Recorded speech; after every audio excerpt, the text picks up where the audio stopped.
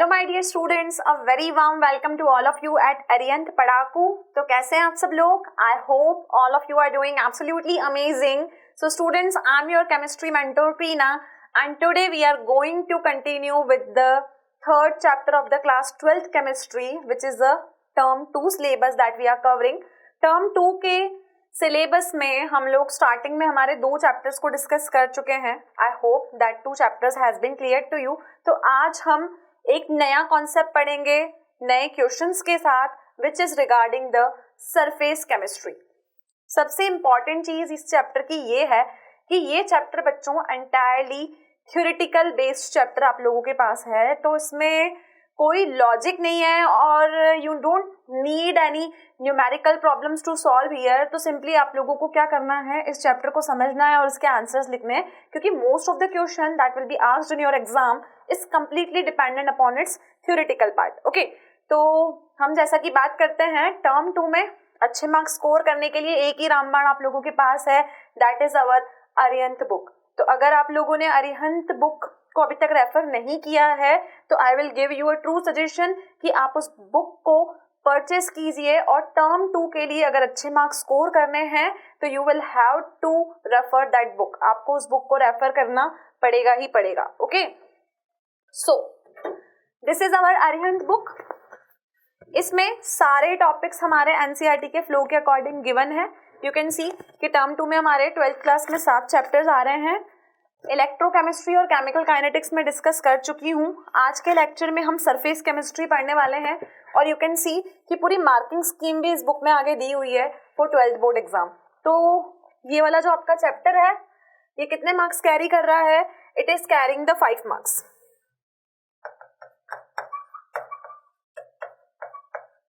5 marks का ये chapter है, बहुत ही सिंपल चैप्टर है। आप फुल में से फुल मार्क्स इस चैप्टर में स्कोर कर सकते हो, but you have to consider this book.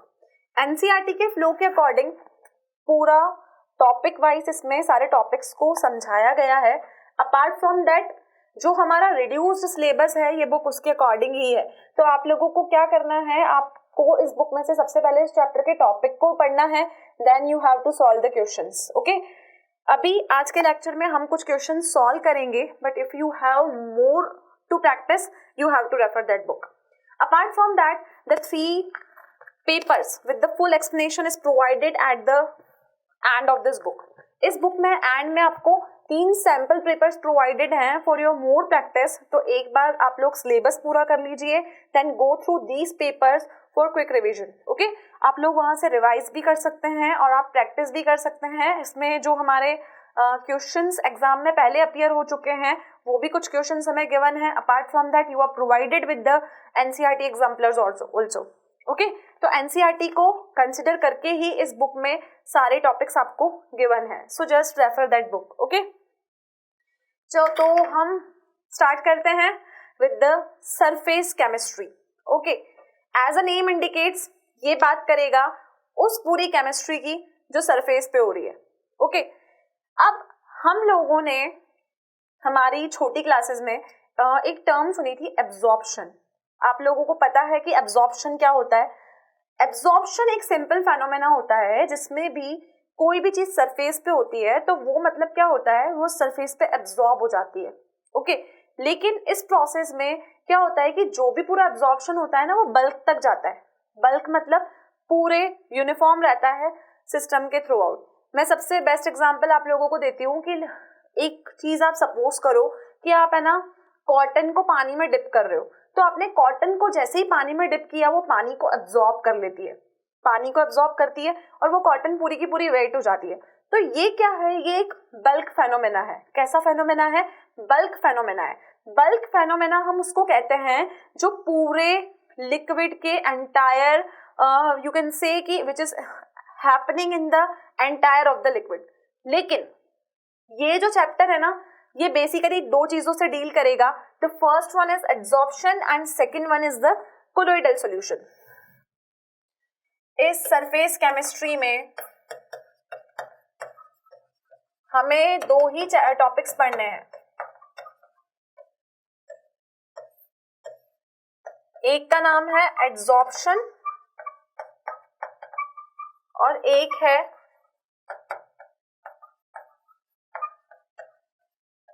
Colloidal solution. तो एक हो गया बच्चों एब्जॉर्प्शन, एक हो गया हमारा कोलोइडल सॉल्यूशन। तो इन्हीं दोनों टॉपिक्स पे हम आज के लेक्चर में क्वेश्चन करेंगे। So we are starting our discussion with absorption. हम स्टार्ट कर रहे हैं अपना डिस्कशन एब्जॉर्प्शन के साथ। ओके अब एब्जॉर्प्शन में अगर आप ये चैप्टर थ्योरी में पहले पढ़ चुके हैं तो you have many terms here. हमने एब्जॉर्प्शन आइसोथर्म्स भी देखे। We have two more terms that is physisorption और केमिजोप्शन क्या होता है, ये भी हम आज के लेक्चर में दोनों का डिफरेंस देखेंगे। सो आई हैव टोल्ड यू कि आज का लेक्चर हमारा कंप्लीटली थ्योरेटिकल लेक्चर होने वाला है, क्योंकि इसमें जो 5 मार्क्स का क्वेश्चन एग्जाम में अराइज होगा, this is your theoretical concept. Okay, so just concentrate on this chapter अगर हमें 12th में अच्छे मार्क्स स्कोर करने हैं। तो I am starting here with the first question that is related to absorption and absorption isotherms. पहले part में हम जो क्वेश्चन करेंगे वो एब्जॉर्प्शन एड्जॉर्प्शन दोनों टॉपिक्स पे होंगे और उनके आइसोथर्म्स की भी बात करेंगे, जो बहुत सारे ग्राफ्स हमने इस चैप्टर में देखे हैं। Okay, now the first question is on the basis of data given below predict which of the following gases show the least absorption on a definite amount of charcoal। Question क्या बोल रहा है? Question बच्चों ये बोल रहा है कि आपको यहाँ पर बहुत सारी गैसेस दी हुई हैं और उनका टेम्परेचर दिया हुआ है। आपको ये बताना है कि कौन सी गैस ऐसी है जो सबसे कम एब्जॉर्प्शन शो करेगी when you are taking it on the definite amount of charcoal. तो यहाँ पर बच्चों अगर हमने डेफिनेट अमाउंट ऑफ चारकोल लिया है तो कौन सी गैस ऐसी है जो सबसे कम एब्जॉर्प्शन शो करेगी, तो वो गैस जिसका क्रिटिकल टेम्परेचर कम होगा ना, वही सबसे कम एब्जॉर्प्शन शो करेगी। ओके, तो यहाँ पर एक पैरामीटर जो हमें कंसिडर करना है, this is our critical temperature. ठीक है, जिसका क्रिटिकल टेम्परेचर कम वो हमारा लीस्ट एब्जॉर्प्शन शो करेगा। ठीक है, CO2 का आप देख सकते हो क्रिटिकल टेम्परेचर है 304 केल्विन, SO2 का 630, CH4 का, मीथेन का 190 और हाइड्रोजन का 33। हम यहाँ पर इजीली एनालिसिस कर सकते हैं कि यहाँ पर क्रिटिकल टेम्परेचर सबसे कम किसका है? H2 का क्रिटिकल टेम्परेचर हमको सबसे कम दिख रहा है। तो अगर H2 का क्रिटिकल टेम्परेचर बच्चों सबसे कम है तो वी कैन से कि सबसे लीस्ट एब्जॉर्ब कौन होगी? H2 होगी। ओके, तो ये हमारा एक 1 मार्क क्वेश्चन था, you can count it as an very short question. तो यहाँ पर आंसर होगा H2 गैस और it is having a least critical temperature.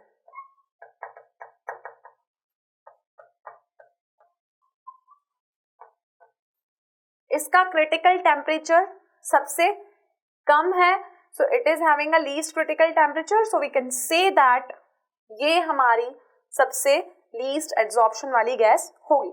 Okay, now let's move forward to the second question and a very important question it is given here. Distinguish between absorption and adsorption and you have to write one example for the each case. Adsorption और absorption में क्या फर्क है और दोनों के लिए आपको एक एक एग्जांपल लिखना है। ओके, तो ये हमारा कंप्लीट थ्योरी बेस्ड क्वेश्चन है। तो सबसे पहले बच्चों मैं बात करती हूँ एब्जॉर्प्शन की और फिर हम बात करेंगे एड्जॉर्प्शन की।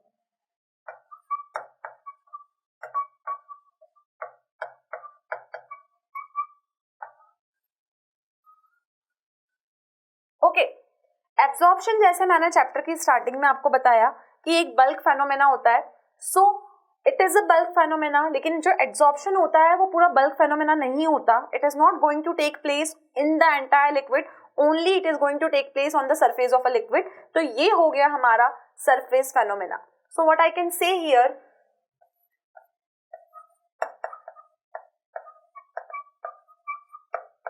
absorption is a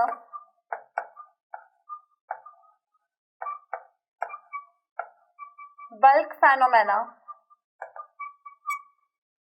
and adsorption is a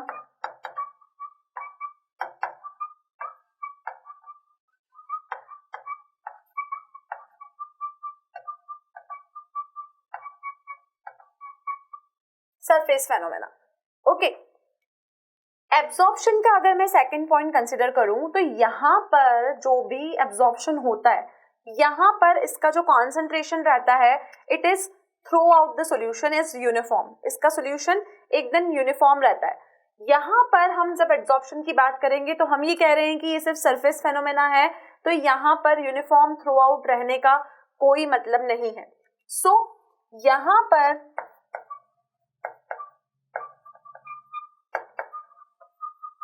concentration of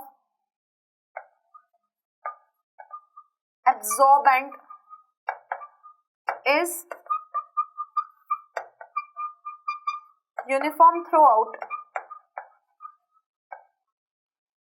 और यहाँ हम बात कर सकते हैं कि जो भी हमने सॉल्यूट या जो भी हमने एड्सॉर्बेंट लिया है, यहाँ हम एब्सॉर्बेंट की बात करेंगे, यहाँ हम एड्सॉर्बेंट की बात करेंगे. तो यहाँ पर जो कॉन्सेंट्रेशन होता है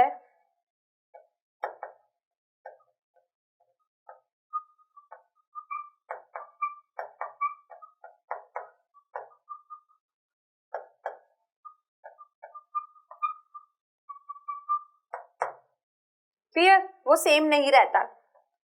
एब्सॉर्बेंट का यूनिफॉर्म कॉन्सेंट्रेशन, कॉन्सेंट्रेटेड जो है उसकी यूनिफॉर्म होने का क्या मतलब है, मैंने अभी आपको एग्जांपल दिया कि अगर हमने कॉटन को इंक में डिप किया तो आप लोग देखते हो कि वो कॉटन पूरी ही ब्लू कलर की हो जाती है. इसका मतलब पूरा यूनिफॉर्म है इसका कंपोजिशन. तो यहाँ पर हम एग्जांपल लेंगे डिपिंग ऑफ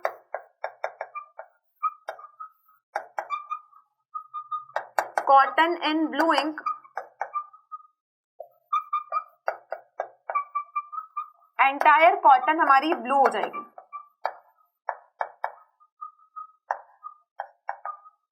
लेकिन बच्चों अगर मैं दूसरे केस को कंसिडर करूं, मैं यहाँ पे एक एग्जांपल ले रही हूँ चौक का. आपने देखा है कि जब आप चौक को इंक में डिप करते हो तो सिर्फ उसकी जो सरफेस होती है ऊपर ऊपर की, आधी चौक ब्लू होती है, ऐसा नहीं होता कि पूरी ही चौक ब्लू हो जाएगी. तो ये एग्जांपल है हमारे एड्सॉर्प्शन का. So this is example here, when you dip chalk in a blue ink,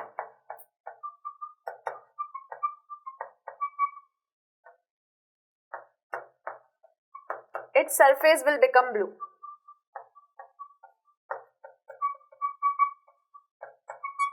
यहाँ पर इसकी सरफेस ब्लू हो जाएगी, ना कि हम ये बोलेंगे कि कॉटन की तरह पूरी चौक ही ब्लू हो गई. तो ये हुआ हमारा एब्जॉर्प्शन, जिसमें जो कॉन्सेंट्रेशन था जिसका भी एब्जॉर्बेंट का या सॉल्यूट का, वो पूरे सॉल्यूशन में यूनिफॉर्म रहता है, लेकिन यहाँ यूनिफॉर्म नहीं रहता है.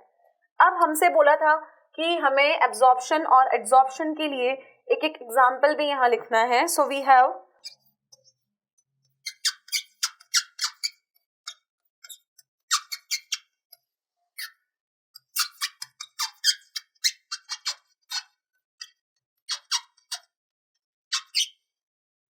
तो एग्जाम्पल क्या है, इसमें होगा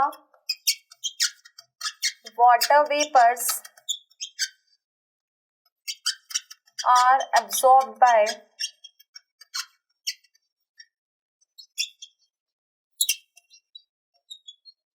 anhydrous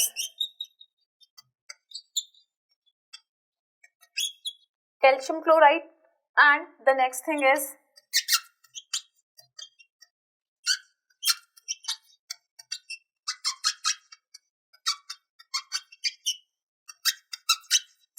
water vapors are adsorbed by silica gel. Okay, यहाँ वाटर वेपर का एब्जॉर्प्शन होगा बाय द कैल्शियम क्लोराइड, और यहाँ वाटर वेपर का एब्जॉर्प्शन होगा बाय द सिलिका जेल. सो ये हो गया हमारा बल्क फेनोमेना और ये हो गया हमारा सरफेस फेनोमेना. तो क्लियर है कि एब्जॉर्प्शन और एड्सॉर्प्शन में क्या फर्क है. ये एक इंपॉर्टेंट क्वेश्चन है इस चैप्टर का कि दोनों का डिफरेंस हमें एग्जाम्पल के साथ लिखना है. Okay, now I am moving forward to my next question, and what is the next question being here. Distinguish between the meaning of terms, ये तो हमारा क्वेश्चन हो गया, दैट इज एब्जॉर्प्शन, और एब्जॉर्प्शन को हमने कर लिया. Why do physioption and chemisorption behave differently with rise in temperature? Interesting question बहुत यहाँ पर हमें गिवन है. तो पहले समझते हैं कि क्वेश्चन बोल क्या रहा है. फिजियोप्शन और केमिजोप्शन ये दोनों टेम्परेचर के साथ डिफरेंट बिहेवियर क्यों शो करते हैं. ओके, तो टेम्परेचर के साथ ये दोनों डिफरेंट बिहेवियर क्यों शो करेंगे.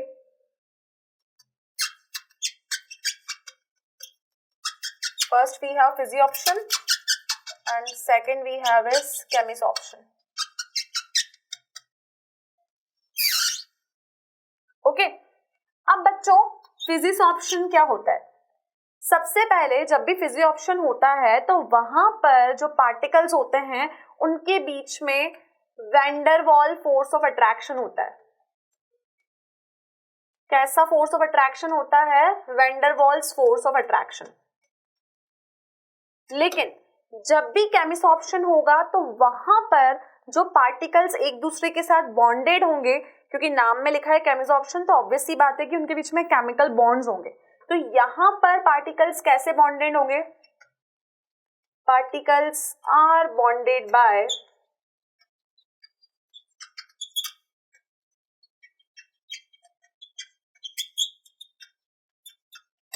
Chemical bonds.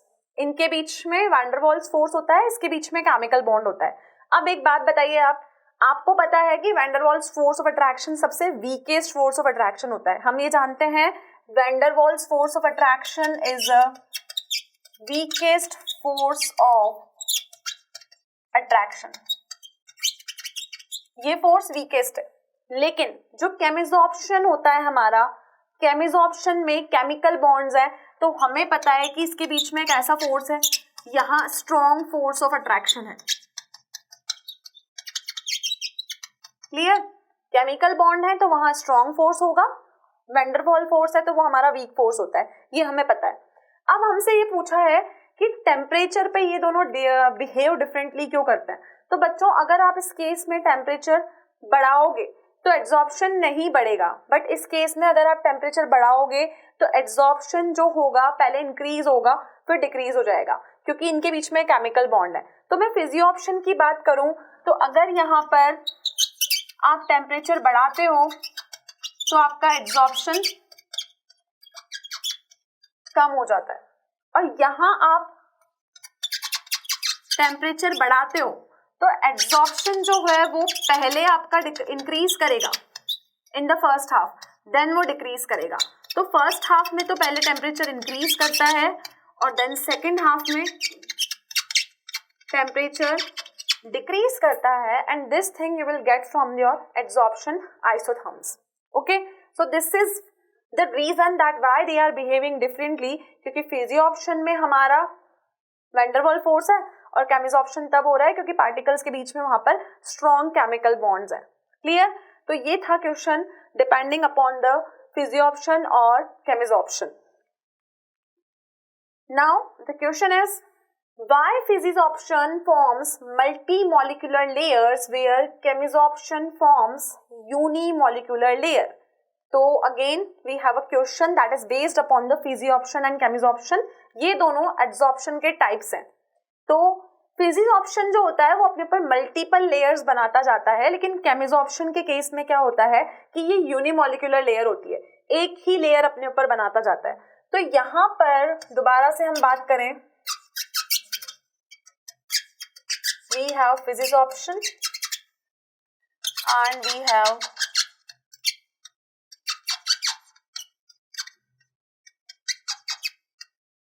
केमिसॉप्शन. अब यहाँ क्या होगा कि बच्चों जब मैं फिजिसॉप्शन की बात करूंगी तो अभी अभी मैंने आपको बताया कि इसके बीच में कैसा फोर्स होता है, इसके पास वैंडरवॉल्स फोर्स होता है, और इसमें क्या होता है, इसके पास केमिकल बॉन्डिंग होती है. ठीक है, क्योंकि इसके पास वीक फोर्स है तो ये क्या करेगा, अपने ऊपर बहुत सारी लेयर्स का फॉर्मेशन अलाउ करेगा, क्योंकि वहां पर उसके लिए सरफेस अवेलेबल है. तो ये वैन डर वाल फोर्स कैसा फोर्स है, ये वीक फोर्स है। तो अगर ये वीक फोर्स है तो ये क्या करेगा, ये अपने ऊपर मल्टी मॉलिक्यूलर लेयर्स को फॉर्म कर सकता है, ठीक है। लेकिन ये इसमें कौन सी बॉन्डिंग है, इसमें केमिकल बॉन्डिंग है। केमिकल बॉन्डिंग इसमें एक बार हो गई तो जो एड्सॉर्बेंट मटेरियल होता है उसको कोई रिएक्शन करने के लिए एक्टिव साइट अवेलेबल नहीं होती है। हम ये देखते हैं कि जब भी कोई रिएक्शन हो तो वहां सरफेस पे एक्टिव साइट जब अवेलेबल होगी तभी वहां पर और लेयर्स का फॉर्मेशन हो पाएगा। क्योंकि ये केमिकल बॉन्ड है, ये स्ट्रॉन्ग बॉन्ड है, स्ट्रॉन्ग बॉन्ड होने के साथ ये जब एक लेयर बना लेगा, इसके ऊपर एक लेयर बन गई, so no further activation site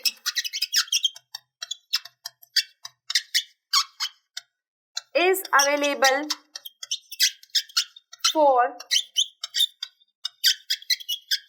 reaction। बच्चों रिएक्शन करने के लिए इसके पास में और कोई भी एक्टिव साइट नहीं है, तो हम ये बोलेंगे कि केमिकसॉर्प्शन जब भी होगा तो उसके ऊपर सिर्फ एक लेयर बनेगी। दूसरी लेयर बनने के लिए जब साइट ही अवेलेबल नहीं है तो रिएक्शन होगी कैसे।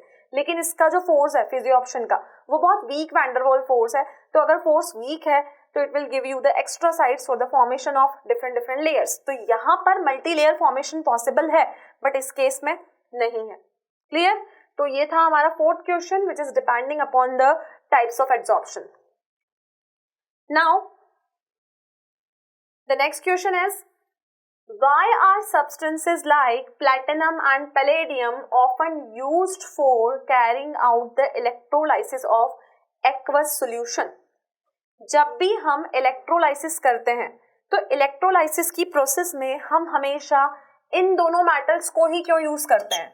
पहला हम यूज कर रहे हैं platinum, that is Pt, and दूसरा मेटल हम यूज करते हैं पैलेडियम। क्लियर?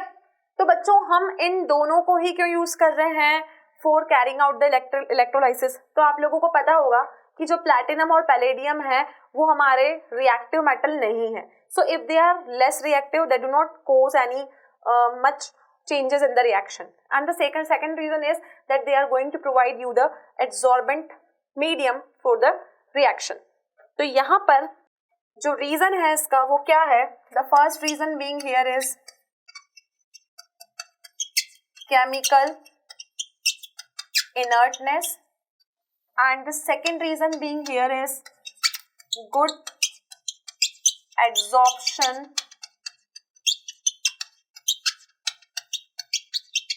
कैपेसिटी। तो बच्चों यहाँ पर होगा क्या कि ये जो है ये केमिकली इनर्ट है, तो हमें पता है कि प्लैटिनम और पैलेडियम अगर दोनों केमिकली इनएक्टिव हैं, तो अगर ये दोनों केमिकली इनएक्टिव हैं so they are good for making electrodes.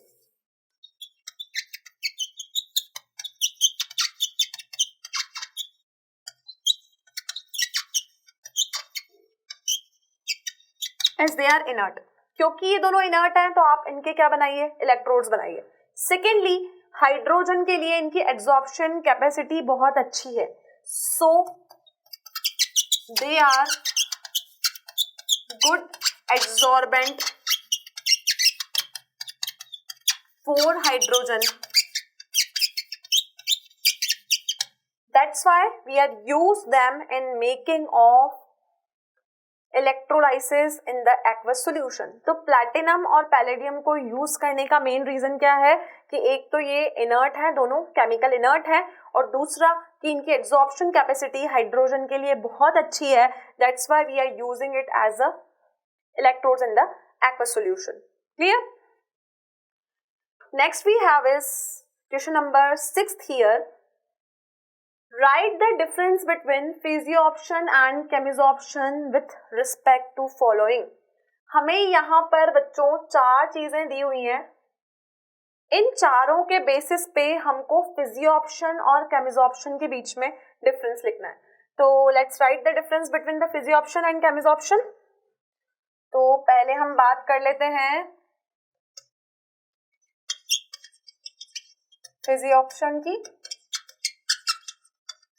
then we will deal about chemizoption. Okay, so this is physioption and this is our chemizoption. Clear? अब पहला जो आप लोगों को इसमें डिफरेंस क्रिएट करना है, this is on the basis of their specificity. Okay, so पहली बात हम करते हैं स्पेसिफिसिटी की. सेकंड हम बात करेंगे about its temperature dependence. And third thing, we are completing its reversible, and the last one you have to write about their enthalpy change.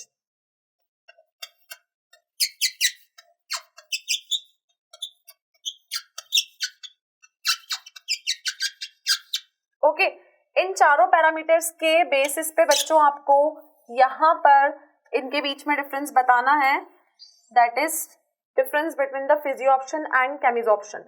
अब अगर हम सबसे पहले स्पेसिफिसिटी की बात करें, स्पेसिफिसिटी का मतलब है कि कौन सी रिएक्शन स्पेसिफिक होगी और कौन सी स्पेसिफिक नहीं होगी. इसके बीच में फोर्स ऑफ अट्रैक्शन हम बार बार बात कर रहे हैं, बहुत कम है, तो it is non specific in nature. Physisorption कैसा होगा? It will be non specific in nature. लेकिन बच्चों अगर मैं केमिजोप्शन की बात करूं तो it is highly specific in nature. ये नेचर में कैसा होगा? It will be highly specific in nature. Okay, second point हम बात करते हैं about the temperature dependence. Temperature dependence की बात की जाए, पहले भी हम फिजियोप्शन और केमिजोप्शन में टेम्परेचर की बात कर चुके हैं कि अगर आप लोग टेम्परेचर को इंक्रीज करोगे तो फिजियोप्शन डिक्रीज करेगा, लेकिन केमिजोप्शन में टेम्परेचर बढ़ाने पे पहले केमिजोप्शन में एड्सॉर्प्शन इंक्रीज होगा, देन वो डिक्रीज हो जाएगा. So if you are going to increase the temperature, what will happen? The physisorption decreases. But in case of chemizoption, if you are going to increase the temperature, firstly it will increase, but secondly it is going to decrease. तो ये case होगा chemizoption का. Clear है? Specificity and temperature dependence की बात हमने की है. Next is the reversibility. क्या मतलब होता है रिवर्सिबिलिटी का? रिएक्शन रिवर्सिबल हो पाएगी या नहीं हो पाएगी. केमिजोप्शन में आपको पता है केमिकल बॉन्ड्स बन रहे हैं, तो क्या केमिकल बॉन्ड एक बार बन गए तो क्या हम उनको रिवर्स कर सकते हैं? नहीं कर सकते. लेकिन ये रिएक्शन में हम इसको रिवर्स कर सकते हैं, तो ये नेचर में रिवर्सिबल होगी, और ये क्योंकि केमिकल बॉन्ड्स बन रहे हैं, so it will be non reversible in nature. So what I can say, physisorption हमारा रिवर्सिबल होगा और केमिजोप्शन हमारा नॉन रिवर्सिबल होगा. Clear? Last one is the enthalpy change. Enthalpy change का मतलब होता है कि इसके बोन्स के बनने में और टूटने में दोनों में कितना एनर्जी अपना चेंज आया. तो यहाँ पर बच्चों इसका एंथैल्पी चेंज होता है 20 to 40 kilojoule per mole. Enthalpy change बहुत कम है क्योंकि बॉन्ड्स में आपस में weak intermolecular force of attraction है. लेकिन आप लोगों को पता है कि केमिजोप्शन में हमेशा केमिकल बॉन्ड्स का फॉर्मेशन हो रहा है. तो if you are having the chemical bonds, what will happen here? Chemisorption में जो हमारा एंथैल्पी चेंज होगा वो बहुत ज्यादा होगा. So it will be 82 to 40 kilojoule per mole. ये ज्यादा होगा इन केस ऑफ केमिजोप्शन. तो हमने specificity, temperature dependence, about it's reversible nature and finally enthalpy change के ऊपर हमने इन दोनों के डिफरेंस को नोटिस कर लिया.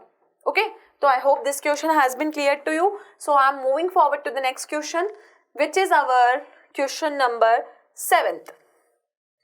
And the 7th question is saying, what is the 3 factors which are actually influencing the adsorption of a gas on a solid? Solid के ऊपर जो गैस का एड्सॉर्प्शन होता है, तो 3 ऐसे कौन से फैक्टर हैं जो उसको हाईली इफेक्ट करते हैं. ओके, तो अभी हम इतनी सारी चीजें पढ़ चुके. आई नो आप लोगों को आइडिया लग गया होगा कि कौन से 3 टॉपिक्स 3 टॉपिक्स नहीं, 3 फैक्टर्स इसको अफेक्ट कर रहे हैं. So can you guess what are the 3 factors here?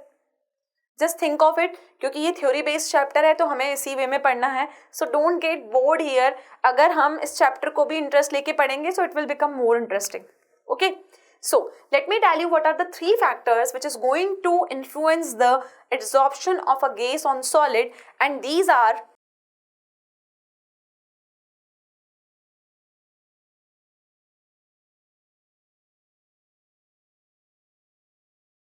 so the first factor we are considering here will be the effect of pressure.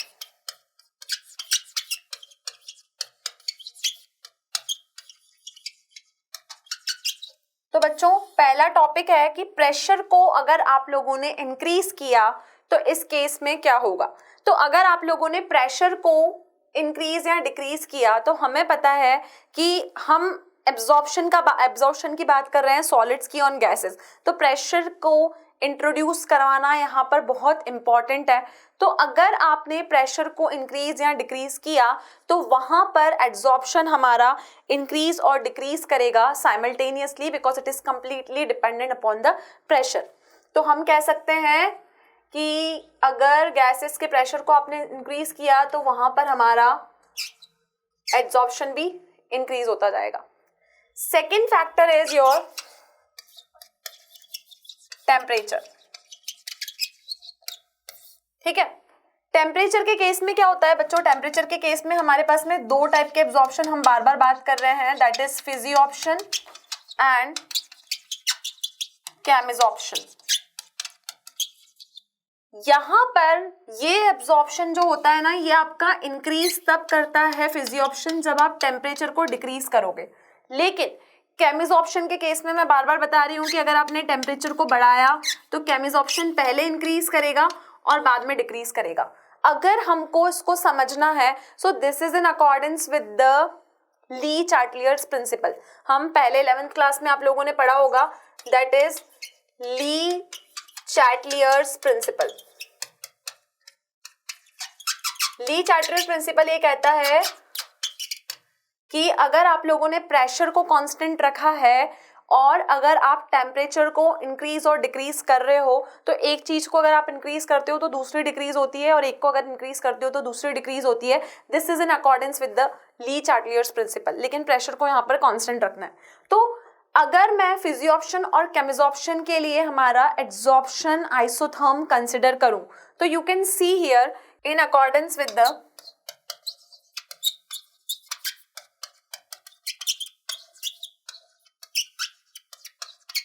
Adsorption isotherm. पहले हम फिजियोप्शन की बात करते हैं, देन मैं केमिजॉर्प्शन के लिए आपको बताती हूँ कि कैसा कर्व बनेगा. तो बच्चों फर्स्ट केस फिजियोप्शन में अगर आप लोगों ने एड्सॉर्प्शन और टेम्परेचर के बीच में ग्राफ प्लॉट किया और आपने प्रेशर को कांस्टेंट रखा, यहाँ हम ले रहे हैं एड्सॉर्प्शन. तो इस केस में बच्चों क्या होगा? इस केस में आपका टेम्परेचर बढ़ाने पे एड्सॉर्प्शन कम होता है, तो ये बढ़ाया तो ये कम होता चला गया. ओके, ये किसका केस है? ये आपका पहला केस है फिजियोप्शन का. ओके, अब मैं यहाँ पर सेकंड केस कंसिडर कर रही हूँ. आप लोग यहाँ देख सकते हो हम बात कर रहे हैं केमिजॉर्प्शन की. केमिजॉर्प्शन में अगर आप टेम्परेचर को बढ़ाते हो, आपने टेम्परेचर को बढ़ाया इन केस ऑफ केमिजॉर्प्शन, यहां हम लेंगे एड्सॉर्प्शन. तो केमिजॉर्प्शन के केस में पहले तो आपका टेम्परेचर बढ़ाने पे एड्सॉर्प्शन इंक्रीज करता है और फिर वो धीरे धीरे जाके डिक्रीज कर जाता है. So this will be your isotherm and these are known as the adsorption isotherm. तो प्रेशर के अलावा दूसरा कौन सा फैक्टर उसको इफेक्ट कर रहा है? टेम्परेचर. हमें बोला है कि हमें 3 फैक्टर बताना है. So we have one more factor, that is third factor you have is nature of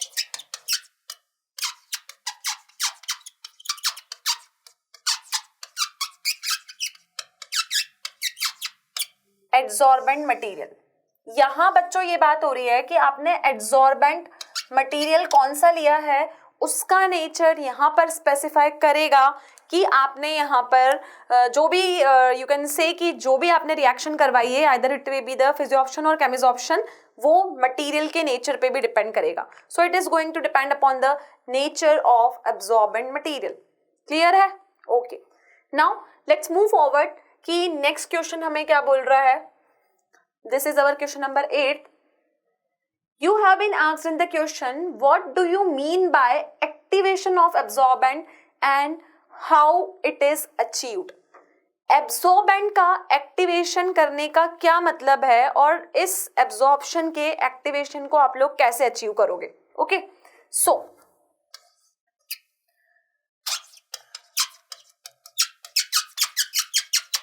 activation of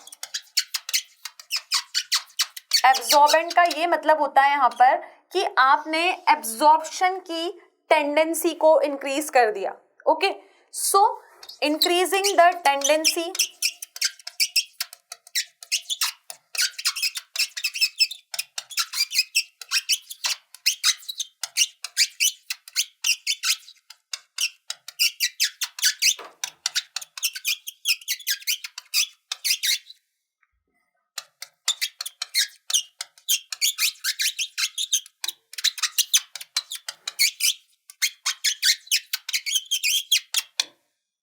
अगर हमने एब्जॉर्प्शन की टेंडेंसी को इंक्रीज कर दिया तो हम वहां बोलेंगे it is termed as a activation of absorbent. Okay, लेकिन हमसे ये बोला है कि हम इसका बेस्ट एग्जांपल क्या दे सकते हैं. इसका बेस्ट एग्जांपल है बच्चों कि हम मेटल को एज इट इज यूज ना करके हम मेटल के अगर पीसेस कर दें तो the pieces of metal are a good for absorption. क्योंकि अगर हम मेटल की जगह मेटल के पीसेस यूज करते हैं so finally divided metal particles are going to give you a good absorption.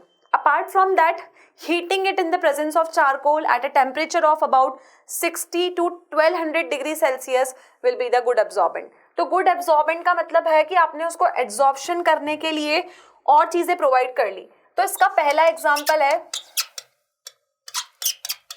finely divided metal is a good surface for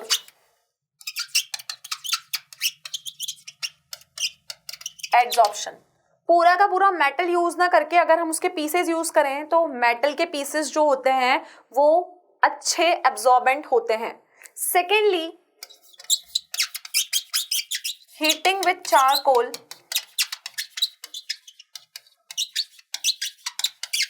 eight a temperature of 60 degree to 1200 degree celsius. अगर हमने उसको charcoal की presence में 60 to 1200 degree Celsius पर अगर हमने उसको heat किया है so it will also act as a good absorbent. तो एब्जॉर्बेंट मटेरियल का एक्टिवेशन करने का मतलब ये है कि हमने उसके अच्छे एब्जॉर्प्शन के लिए उसको कुछ ना कुछ कंडीशंस यहाँ पर प्रोवाइडेड करवा दी. ओके, तो ये कौन सा क्वेश्चन था बच्चों? ये हमारा था 8th question from our topic absorption and adsorption. Okay, now I am moving forward to the 9th question. What is an adsorption isotherm? And you have to describe the Freundlich adsorption isotherm here. Very very important question. ये important question है, इसको mark कर लीजिए क्योंकि यहाँ पर हमें adsorption isotherm के लिए कर्व बनाना है. अभी मैंने आपको previous question में physioption और chemisorption का isotherm यहाँ पर बताया था. अब हमें बताना है कि adsorption isotherm actual में होता क्या है. एड्सॉर्प्शन आइसोथर्म जो होता है वो डिफरेंट टेम्परेचर की वैल्यूज पे आपको एड्सॉर्प्शन और प्रेशर के बीच में रिलेशन एस्टेब्लिश करता है. So how could you draw the adsorption isotherm? So the answer will be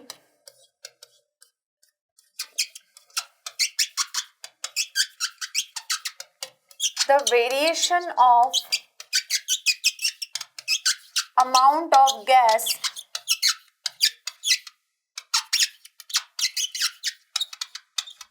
adsorbed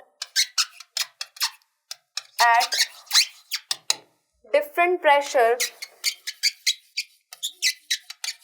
but constant temperature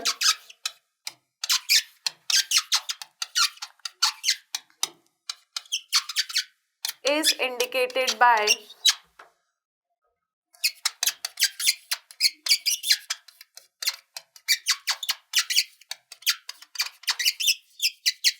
adsorption isotherm.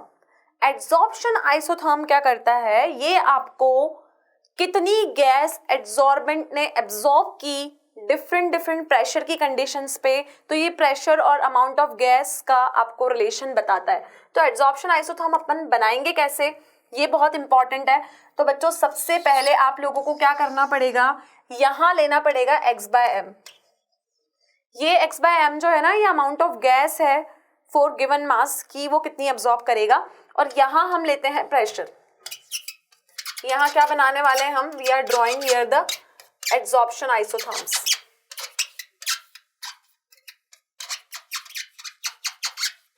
Clear है? Okay, so what is the adsorption isotherms for this. Firstly अगर आप adsorption isotherm बनाओगे तो this will be the graph, this will be the graph and this will be the graph. अब ये जो isotherms आपने बनाए हैं, this will be on your different temperatures here. तो यहाँ पर अगर मैं टेम्परेचर को मार्क करूं तो it will be at 193 kelvin, it will be at 233 kelvin और it must be at 243 kelvin.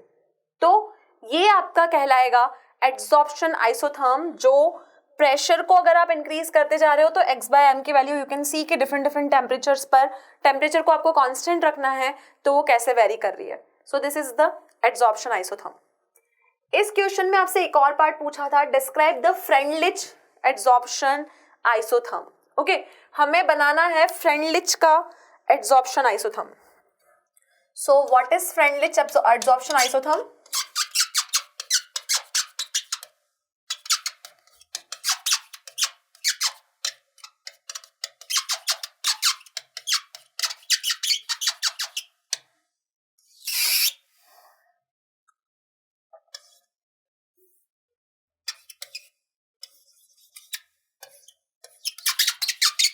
हमने पढ़ा अभी एड्सॉर्प्शन आइसोथर्म आपको वैल्यू किस किस की बता रहा है कि कितना अमाउंट ऑफ मटेरियल उसने एब्जॉर्ब किया at a given pressure.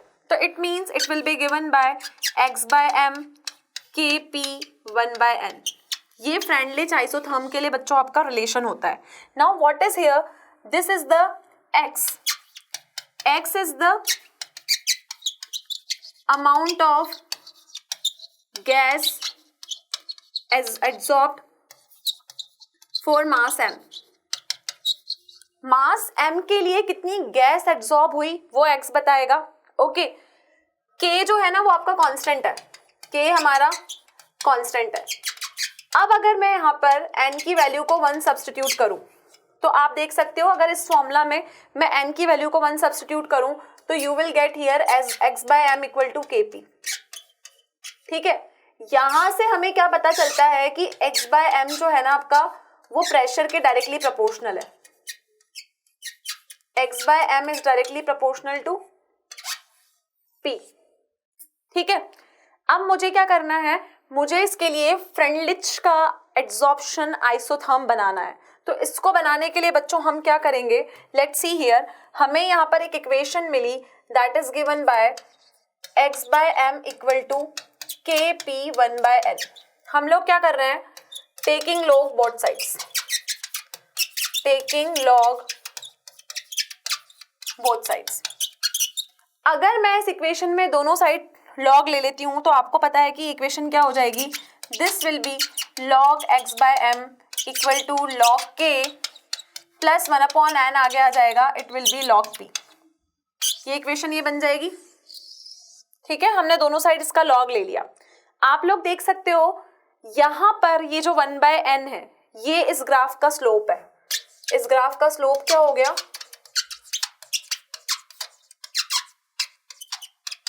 1/n। अब हम लोग क्या करेंगे, एड्सॉर्प्शन आइसोथर्म तो हमने देख लिया क्या होता है, we will draw the Freundlich adsorption isotherm. तो अब हम बनाने वाले हैं फ्रेंडलिच एड्सॉर्प्शन आइसोथर्म। तो ये जो फ्रेंडलिच का एड्सॉर्प्शन आइसोथर्म है इसको हम कैसे बनाएंगे, you can see this will be the graph between, यहाँ p की जगह हो जाएगा log p। ठीक है, log p के बाद आप यहाँ देख सकते हो यहाँ पर आपको वैल्यूज लेनी है log x/m की, क्योंकि हम यहाँ ले रहे हैं amount of given mass at a particular mass. So this graph is nothing but a straight line curve you will obtain after the some time. यहाँ से जाने के बाद this will be the straight line curve, और यहाँ से यहाँ तक जो वैल्यू आएगी ना वो आपको यहाँ पर ग्राफ का स्लोप देगी, और स्लोप मैंने बताया आपको 1/n होता है. So for the Freundlich absorption isotherm the graph will be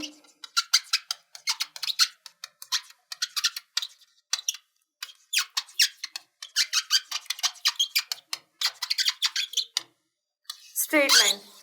ये ग्राफ कैसा होगा? ये ग्राफ हमारा स्ट्रेट लाइन ग्राफ होगा. क्लियर है? तो आप लोगों ने देखा कि जो हमारा सिंपल एड्सॉर्प्शन आइसोथर्म था वो हमने x/m और p के बीच में प्लॉट किया, लेकिन ये जो फ्रेंडलिच का एड्सॉर्प्शन आइसोथर्म है ये हमने log x/m और log p के बीच में प्लॉट किया. ये हम जो बुक क्वेश्चंस कर रहे हैं आज के लेक्चर में, this questions are your from, ये हमारी अरिहंत बुक के क्वेश्चंस हैं. ओके, ये क्वेश्चंस बच्चों आपको अनसॉल्व क्वेश्चंस करवा रहे हैं हम, सब्जेक्टिव क्वेश्चंस, जो कि आप देख सकते हो. This is given on your page number 51. Page number 51 पे अभी तक हम एड्सॉर्प्शन और एब्जॉर्प्शन के क्वेश्चंस कर रहे हैं. अभी हम कोलोइडल वाले पार्ट पे भी मूव करेंगे, but before that we have to complete the adsorption and absorption. Clear है? तो ये था हमारा Freundlich adsorption isotherm. Now let's move forward to the next question. So now let's continue with the colloidal state. Adsorption, absorption उनके types पे, और हम absorption isotherm क्या होता है वो हम देख चुके हैं. Now we are starting the second half part of the chapter that is regarding the colloidal state.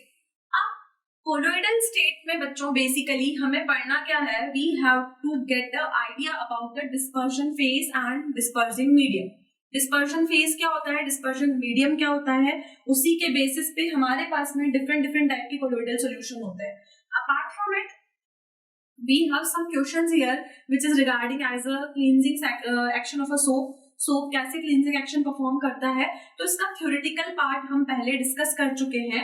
Now we are going to continue with the question part. Now the question is saying butter is a colloidal solution of. Butter के बारे में हम सबने सुना है.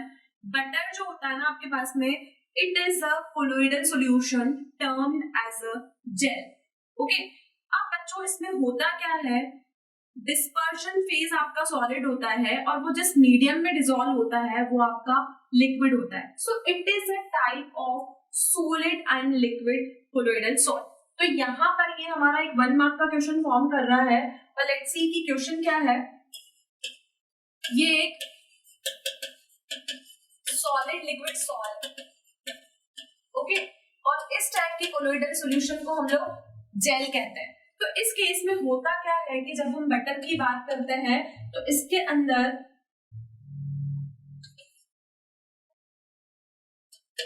Butter की हम जब बात करते हैं तो इसके अंदर एक आता है डिस्पर्जन फेज और एक आता है डिस्पर्सिंग मीडियम.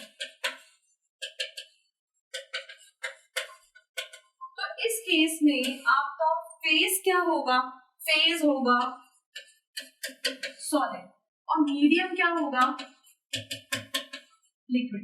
तो dispersion phase is solid, dispersion medium is liquid, so it is termed as solid liquid sol. इसे हम क्या कहेंगे, this is termed as a solid liquid sol. Clear है? So this is regarding as a colloidal solution.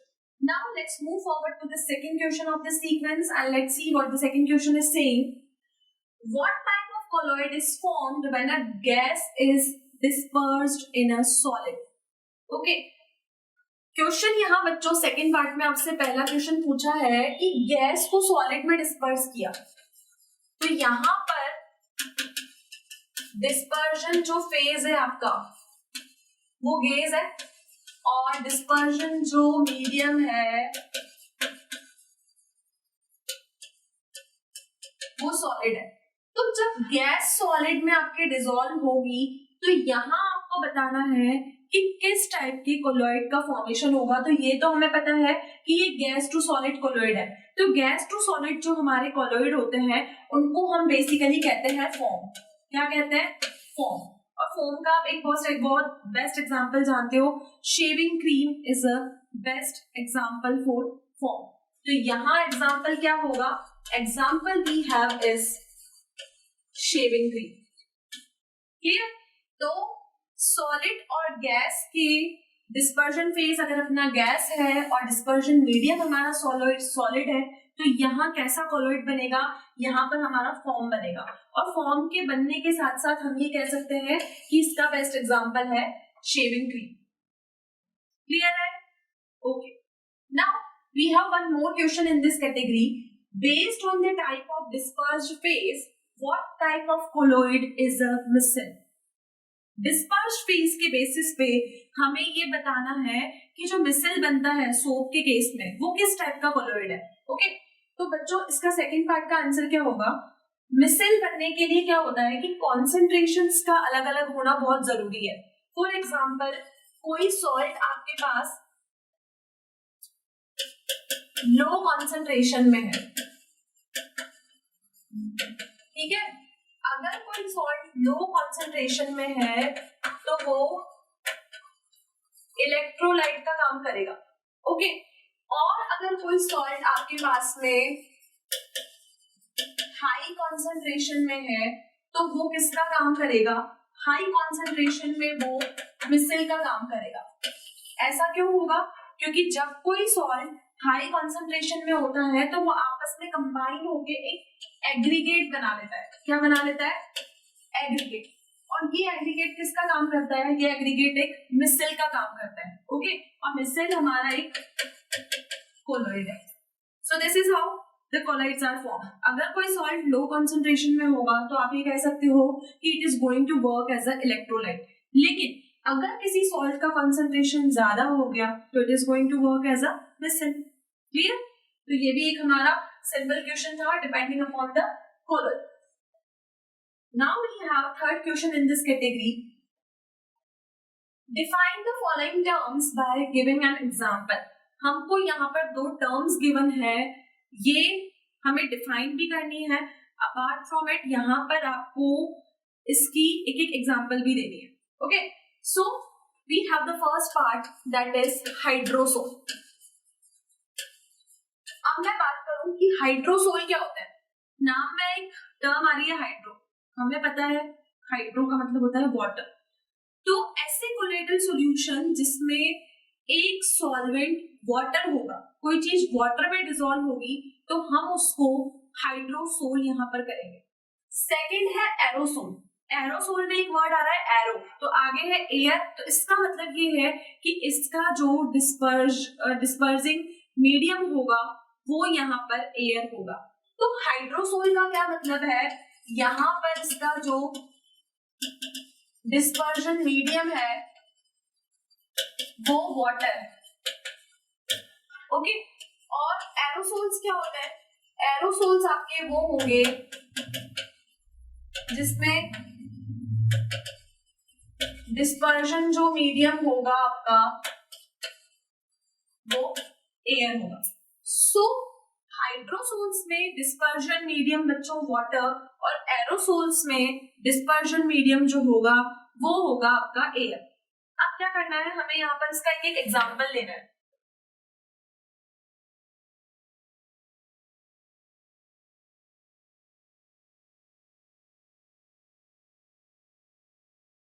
सो सबसे पहले बात की जाए हाइड्रोसोल की, तो हाइड्रोसोल का मतलब है सॉलिड इन लिक्विड। क्या एग्जांपल होगा सॉलिड इन लिक्विड का, इसका बेस्ट एग्जांपल है स्टार्च सॉल्यूशन। ओके, नेक्स्ट है हमारे पास में एरोसोल।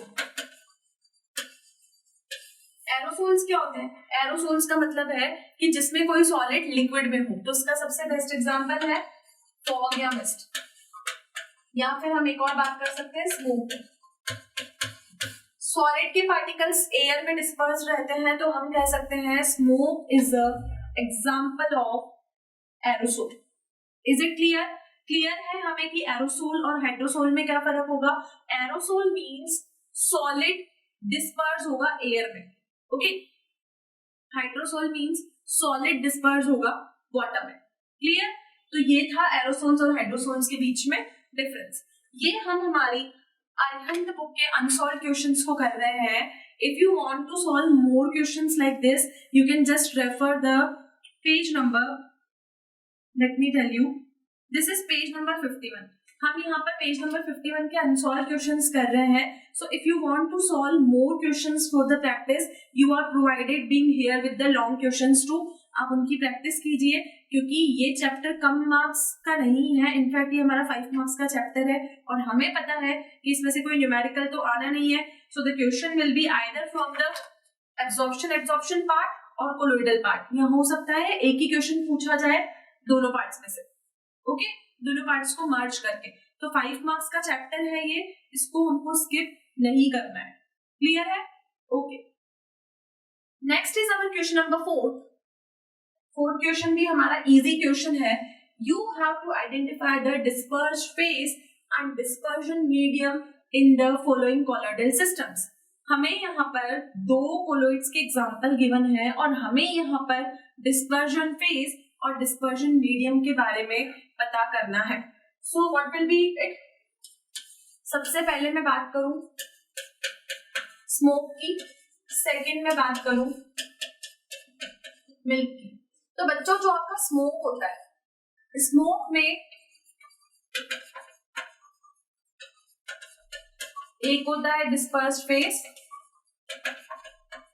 एक होता है आपका डिस्पर्जन मीडियम, और मिल्क में भी एक होगा आपका dispersed phase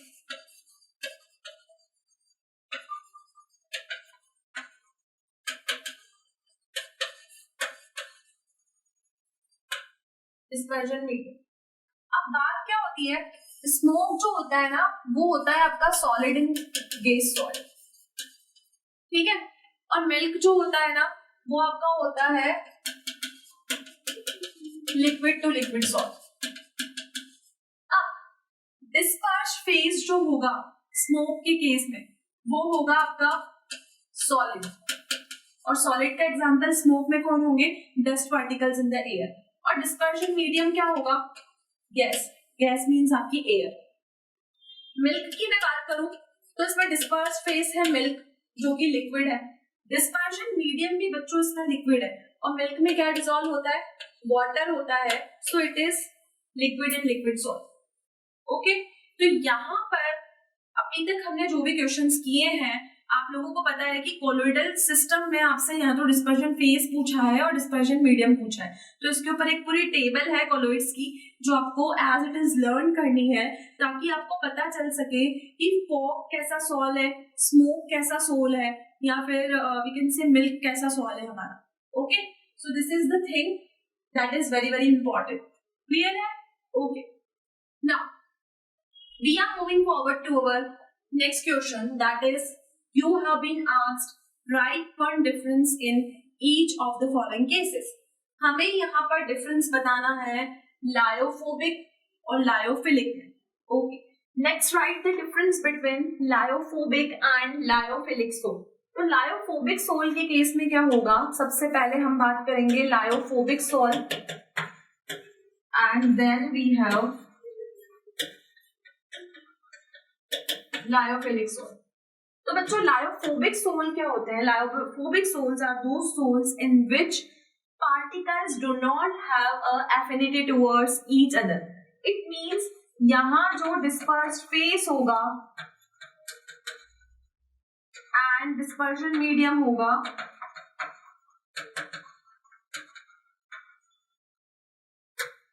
they do not have affinity towards each other.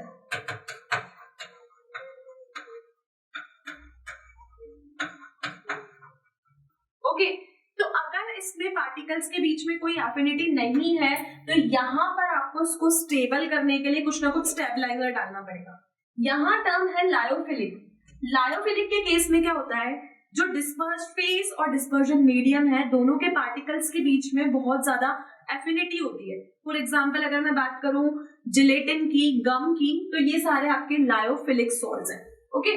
So particles of dispersion phase and dispersion medium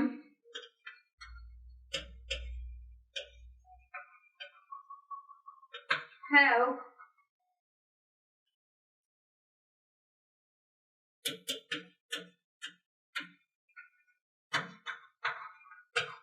affinity towards each other, दोनों पार्टिकल्स के बीच में एफिनिटी रहेगी।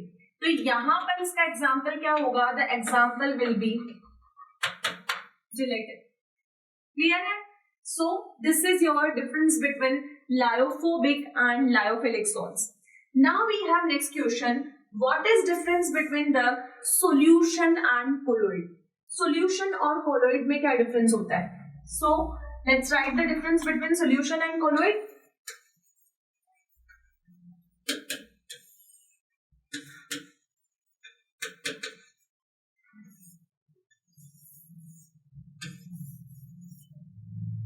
सॉल्यूशन और कोलोइड में क्या फर्क होता है?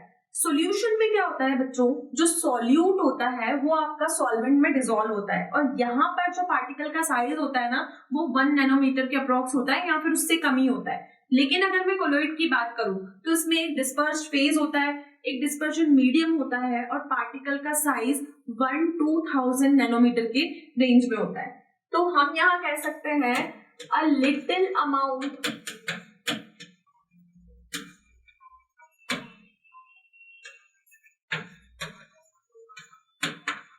solute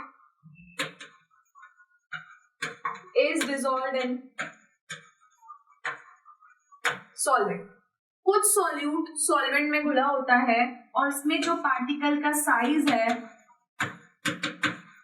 वो 1 नैनोमीटर से कम है। इस केस में क्या होता है? इस केस में जो होता है आपका डिस्पर्शन मीडियम होता है, डिस्पर्स्ड फेज होता है। ये डिस्पर्स्ड फेज इस डिस्पर्शन मीडियम में डिसॉल्व होता है, लेकिन यहाँ पर जो आपके पार्टिकल का साइज होता है, यहाँ जो पार्टिकल का साइज होता है it is in between 1-2000 nanometer. Okay, तो ये बेसिक डिफरेंस है सॉल्यूशन और कोलोइड में। सॉल्यूशन की मैं बात करूं तो आपने देखा है कि अगर हम शुगर को वाटर में डिसॉल्व करते हैं तो शुगर सिरप बन जाता है, दैट इज योर सॉल्यूशन। लेकिन अगर मैं बात करूं फॉग की, शेविंग क्रीम की, तो यहाँ पर ये दोनों सॉल्यूशंस नहीं है, यहाँ पर एक डिस्पर्स्ड फेज है और एक डिस्पर्शन मीडियम है जो दोनों एक दूसरे के अंदर डिसॉल्व है। क्लियर? तो ये बेसिक डिफरेंस है हमारा सॉल्यूशन और कोलोइड्स के बीच में। Now we have our third part, multi molecular colloid और एसोसिएटिव कोलोइड्स आपके क्या होते हैं? ये भी आपके टाइप ऑफ कोलोइड है यहाँ पर। So, what is difference between the multi-molecular colloids and associated colloids? तो पहले बात करते हैं मल्टी मॉलिक्यूलर की।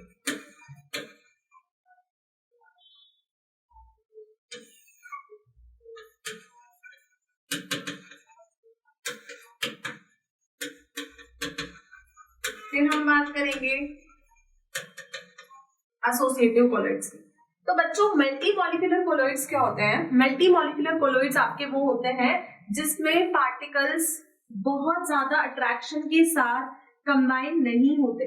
यहाँ जो पार्टिकल्स कंबाइन होके एग्रीगेट बनाएंगे उनका साइज बहुत छोटा होगा। इट मींस इनका डायमीटर जो होगा ना वो 1 नैनोमीटर से कम होगा।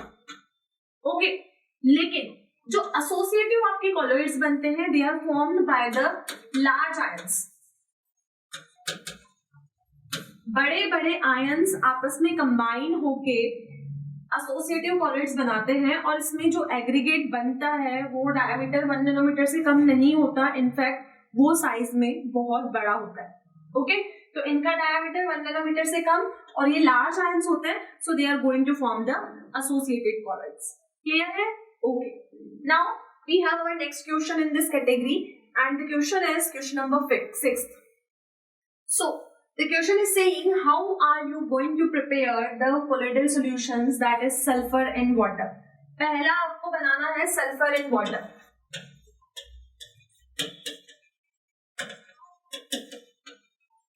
Clear?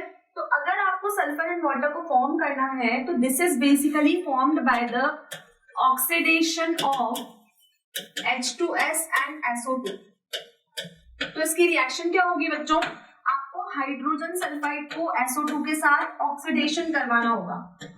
Okay, then what you will get, हमें चाहिए सल्फर एंड वाटर, तो यहां हमें मिल जाएगा sulphur and H2। Clear, H2 तो हमारे पास 2 है लेकिन यहां हमें 2 लगाना पड़ेगा, तो दिस विल बी H2 है, और O हमने यहाँ पर O तो 2 थे ऑलरेडी, वहां पर 2 नहीं थे तो हमें यहाँ पर 2 लगाना पड़ेगा।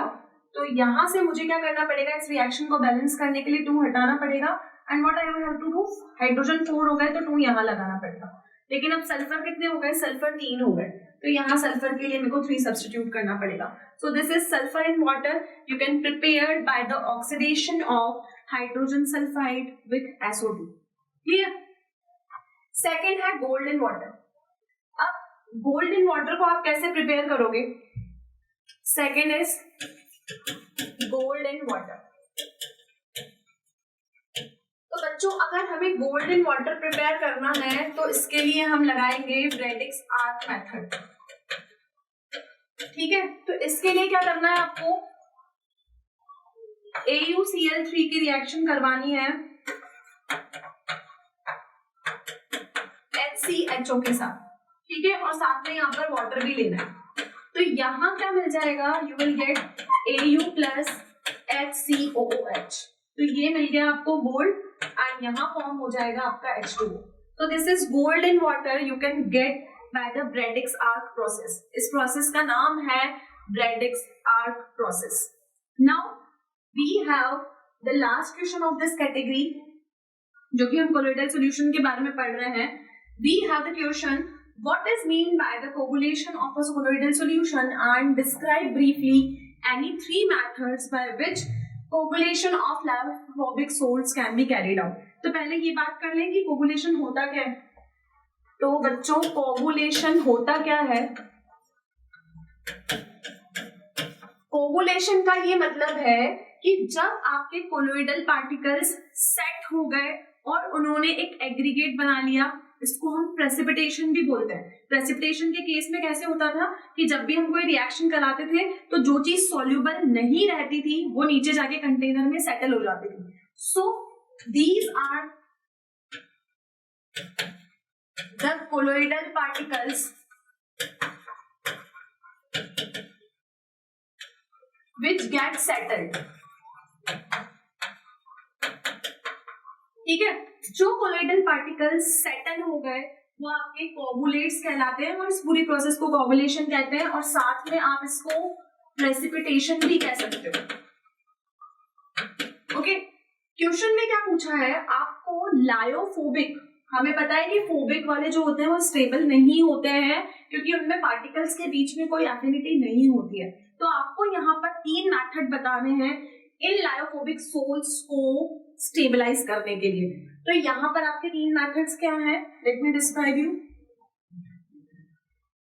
3 मेथड्स हमें बताने हैं। पहला मेथड होता है बच्चों आपका इलेक्ट्रोफोरेसिस, दूसरा मेथड होता है आपका मिक्सिंग, और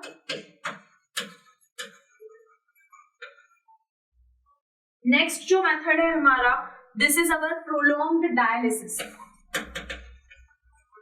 ठीक है, ये 3 तरीके हैं, इलेक्ट्रोफोरेसिस, मिक्सिंग और प्रोलॉन्ग्ड डायलिसिस।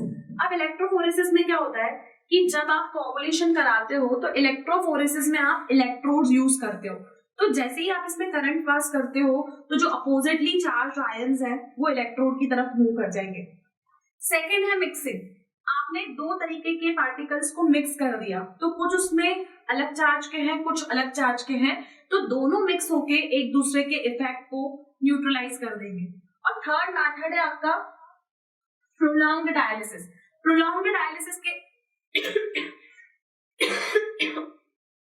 प्रोलॉन्ग्ड डायलिसिस का क्या मतलब होता है कि आपने जो रिएक्शन करवाई उसमें आपने इलेक्ट्रोलाइट को ही रिमूव कर दिया, यहां से आपने इलेक्ट्रोलाइट को ही रिमूव कर दिया, तो इलेक्ट्रोलाइट को रिमूव करने के बाद जो आपका सॉल्यूशन बचेगा वो स्टेबलाइज होगा।